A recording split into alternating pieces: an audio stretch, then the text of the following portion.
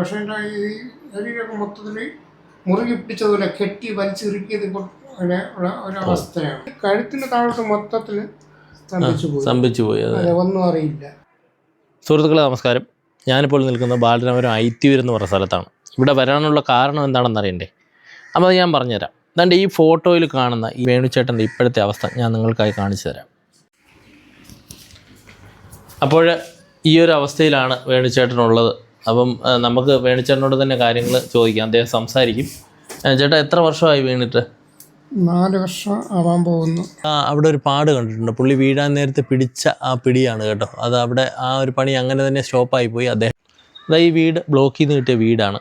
അതിൻ്റെ മെയിൻ്റനൻസ് പണികളൊക്കെ നടന്നുകൊണ്ടിരിക്കുന്ന സമയത്താണ് അദ്ദേഹത്തിന് ഈ മൂലയ്ക്കുന്ന ഈ ഒരു സൈഡിൽ നിന്നാണ് അദ്ദേഹം താഴെ വീണത്. വീണ സമയത്ത് തന്നെ അദ്ദേഹത്തിന് സ്പൈനൽ കോഡ് കംപ്ലൈൻ്റ് ആയി. അപ്പം മൊത്തത്തിൽ സ്തംഭിച്ചു പോയി.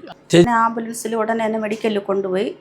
അവിടെ ചെക്കപ്പൊക്കെ ചെയ്തപ്പോൾ MRI ഒക്കെ ചെയ്ത് CT സ്കാൻ ചെയ്ത് MRI ചെയ്തപ്പോൾ സ്പൈനൽ കോഡിന് ക്ഷതമേറ്റ് ശരീരം മുഴുവൻ സ്തംഭിച്ചു പോയി എന്ന് പറഞ്ഞായിരുന്നു.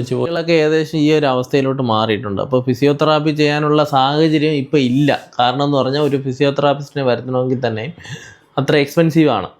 അത്രയുമുള്ള വരുമാനമൊന്നും അവർക്കില്ല. നാട്ടുകാരുടെയൊക്കെ സഹായം കൊണ്ടാണ് ഈ ചേട്ടൻ്റെ കാര്യങ്ങളൊക്കെ നടന്നു പോകുന്നത്. ഇത്രയും ആരോഗ്യത്തോടെയൊക്കെ ഇരുന്ന് ജോലി ചെയ്തുകൊണ്ടിരുന്ന അദ്ദേഹം ഒരു 4 വർഷം കൊണ്ട് പെട്ടെന്ന് ഈ ഒരു അവസ്ഥയിലോട്ട് മാറിയെന്ന് പറഞ്ഞപ്പോൾ എനിക്ക് വിശ്വസിക്കാൻ കഴിഞ്ഞില്ല കേട്ടോ.